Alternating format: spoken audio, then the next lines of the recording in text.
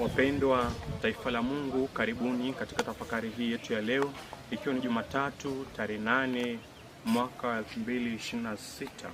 Leo katika somo la kwanza ambalo linatoka katika kitabu cha kwanza cha Wafalme sura ya 17 aya ya kwanza hadi 6. Tunakutana na watu wawili, Mfalme Ahabu pamoja na Nabii Eliya.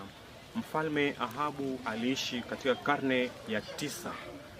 Na katika karne hii tunaambiwa kwamba wana wa Israeli waliishi sana maisha ambayo hayakumpendeza Mwenyezi Mungu. Tunaona ya kwamba walikuwa wanaabudu miungu wengine, jambo ambalo Mwenyezi Mungu alichukizwa nazo.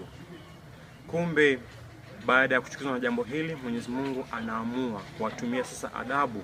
Na leo tunaona kwamba anamtuma Nabii Eliya, anamtuma nabii huyu kwenda kumtangazia adhabu mfalme huyu Ahabu.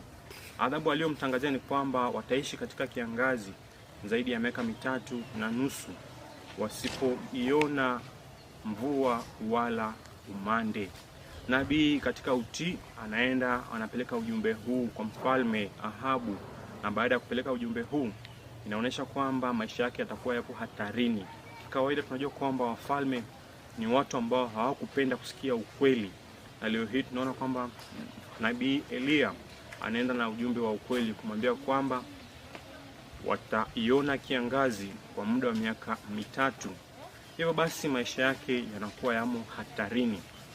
Ina maana kwamba inabidi ajifiche ili aweze kuyaokoa maisha yake. Mwenyezi Mungu anamtengenezea sehemu ya fiche, anamwambia kwamba aende sehemu ya kaskazini, huko atajificha kutokana na huyu mfalme Ahabu ambaye pengine angemwangamiza baada ya kumtamkia ile adhabu ya kukuwa na kiangazi kwa muda wa miaka 3.5. Na katika ficho lake huko Mwenyezi Mungu anamjalia chakula. Tunaona kwamba anawatuma ndege ambao watakuwa wanampatia chakula, ambao ni mkate na nyama asubuhi na mkate na nyama jioni. Kumbe basi tunajua kwamba tukitii sauti ya Mwenyezi Mungu hatuachi, bali anatafuta namna ile ambayo anaweza kusaidia kutuokoa.